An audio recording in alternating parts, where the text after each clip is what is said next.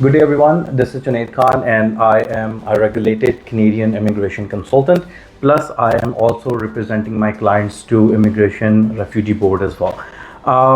Today's video is about the most common topic which I've been asked from last couple of weeks, I would say, especially when I am dealing with my clients from Pakistan, India, and Middle East.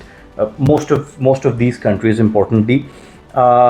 When we are talking about the TRV, the visitor visa application, so the most important question asked is about the invitation letter.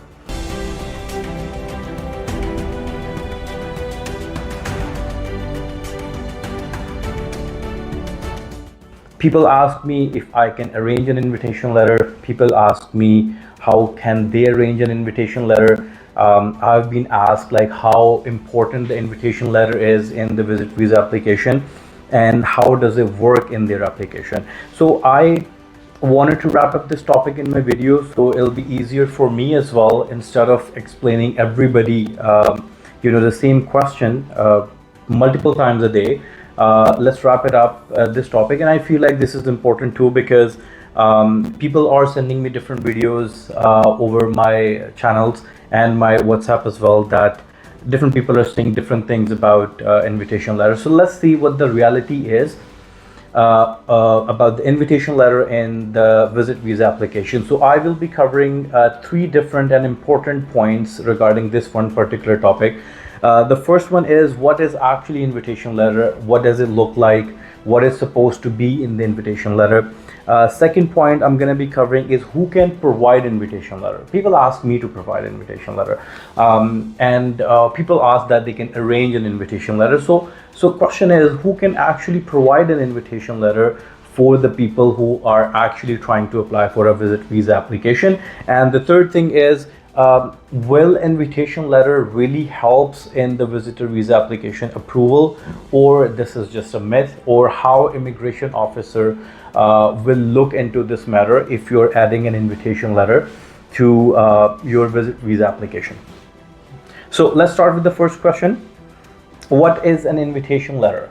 So invitation letter is basically supposed to be a letter which a person who is Canadian or living in Canada or any country, if they're applying for these countries' application, they can basically invite somebody to come over and stay with them, which actually gives an impression to the immigration officer that there is somebody in Canada who really want this person to be to come and visit them and spend some time with them. So now there are all sort of, I have seen people writing different sort of invitation letters, but the information invitation letter must have should be the person who's inviting, their information, if they're working, their job information, their addresses, the people who are they living with, like their own family in Canada, like wife and kids and parents if they're living, and then if they can provide some information about their financials. And the most important part in invitation letter is that how this person is related to you. Let's suppose if I have to call my brother to come in Canada and see me on a visit visa, then this is a legitimate relation, and a person who is applying a visit visa application should also include a document which shows the legitimacy of the relationship between me and my brother. Let's suppose the family registration certificate, FRC if you're applying from Pakistan, and if you're applying from India, there are information which they can get from their government to show the family tree, and so forth. In different countries they have different sort of documents which actually shows the family tree and show the relation between the two. So invitation letter, in my opinion, should be written in a way that the person who is writing an invitation letter, the person in Canada who's writing an invitation letter, should include all of this information. Also mention what is the purpose of that person to be here and why he is inviting or she is inviting the person from the other country to see them at this point of time, and what is the importance of this meeting, if the invitation letter is family based, if someone is calling their blood relatives, their parents, their brothers, their sisters, siblings, or a family relative, a close relative, a friend. So you can actually provide an invitation letter to any of them, but you also mention your relationship to the person who you are inviting, and the person who is actually putting this invitation letter in their application should also write about some stuff for the invitee in their statement of purpose. So invitation letter should also explain the details of the person they're calling from. So let's suppose I am an applicant and I want an invitation letter from a person in Canada. So the person in Canada should write about all of this information about themselves, and then also include the relation between the person they're calling to Canada as well. Important information here, for the invitation letter, there is a huge misconception about the invitation and sponsorship as well. I am trying to make a full video about this particular topic, but again, if a person from Canada is giving an invitation letter to anybody to put in their visit visa application, they're not liable for their actions because they're not sponsoring them, they're just inviting them, and end of the day, it's on the immigration if they want to settle it down or not. So this is what the invitation letter is. The person from Canada can also write an invitation letter with all the details I have mentioned before, and they can just sign it and give it to the person and put it in the application. It is important, I feel like, that if you do have an invitation letter, you should also have some sort of ID of that person as well to confirm and clarify more details and the legitimacy of the invitation letter from Canada. So this is about the invitation letter. Some people also testify from the lawyers and the paralegals in Canada as well. They sometimes notarize their invitation letter as well, which is also a good deal. But if you just add an ID to the invitation letter, then that ID must do the same thing as well. So this is about the invitation letter, and let's wrap it up and go to the next question, that who can provide the invitation letter. So let's talk about this particular part here. Number one, the person who is in Canada, they could be a Canadian citizen, they could be a permanent resident, they could be on a work visa in Canada, they could be a study permit in Canada, or any kind of statuses in Canada, I feel like, other than the visitors. So if you're already on a visit visa in Canada, you don't want to send an invitation letter to somebody else to come and visit them because you are yourself on a visit visa in Canada. So in regards to who can provide the invitation letter, so all of these people, a citizen, a permanent resident, a worker, or a person who is on a study permit or a spousal application. So if you are living in Canada more than 6 months, or you have a permanent nature of visa, you can actually provide an invitation letter to anybody. But importantly, if you are providing an invitation letter to your family, to your siblings, to your relatives, to your friends, that is fine. So these are the people who can actually provide. But if you are providing an invitation letter to somebody, make sure your information is correct. The person who's applying the visa, their information should be in the invitation letter. And if you notarize it, good. If you don't want to notarize it, you just sign it, date it, and give a piece of ID as well if you want to. And if you don't want to, that is okay. But these are the people who can actually invite people on a temporary resident visas, TRVs, or let's say the visit visa application. Moving forward to the third question, will invitation letter help in a visit visa application? Now, this is the question where there is a gray area, and my clients have sent me videos. People are claiming that if you add a invitation letter to your case, no one can refuse it, and this is a done deal. And when the immigration officers see the invitation letter, they will approve your visa in no time. And I've seen the videos otherwise as well, saying that it doesn't do anything. So let's talk about that. Will it really helps the person who is applying a visit visa application to Canada while including the invitation letter from the people in Canada?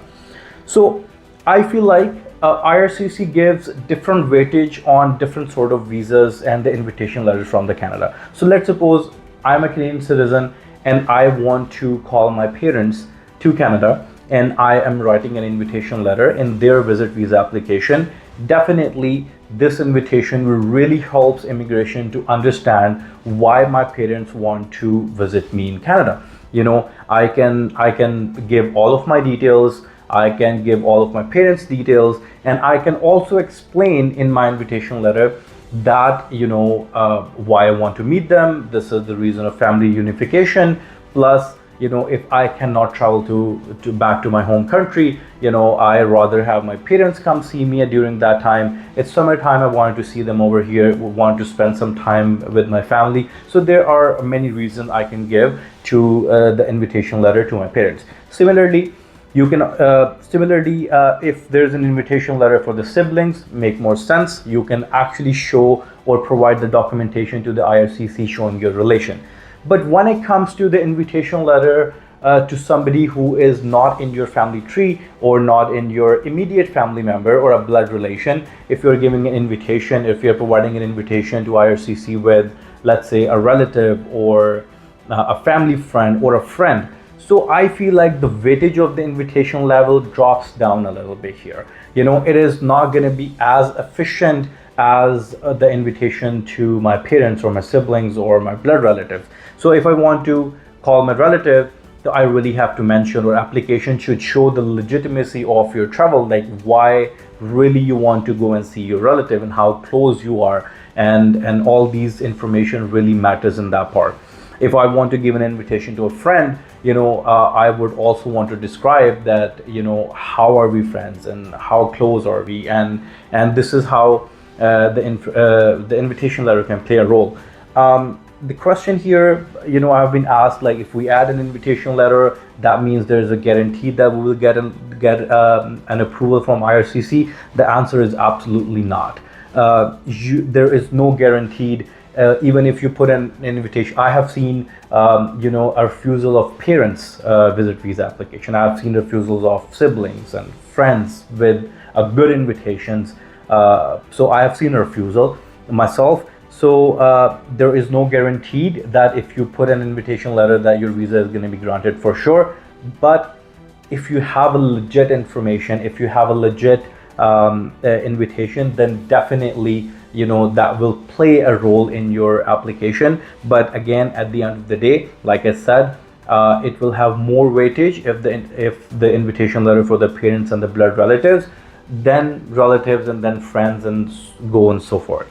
I would also want to add another question here. In my initial time of the video, I mentioned that I will talk about 3 things, but let me add a 4th thing, which I feel like now talking about this is important to talk about. What if you are misrepresenting or using an invitation letter which was not actually providing to your case? And I have seen this happening a lot, and I have seen the consequences as well. So let's talk about the 4th thing, which is, if the invitation letter, if I am applying a visit visa application and somebody's arranging an invitation for me, so what could be the consequences if immigration get to know about this, and how bad is that going to go for your application? So let's talk about that. So first of all,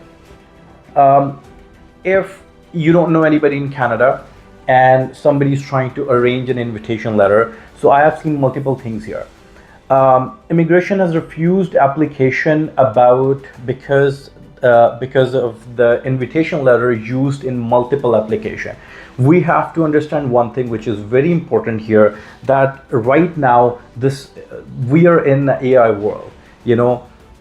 Most of the applications IRCC is using is based on the artificial intelligence, and many other departments as well. So let's suppose if I have given an invitation letter to somebody, and that somebody can give that invitation letter to somebody else, or 10 more people and 15 more people, and they are just changing the names and adding into their file.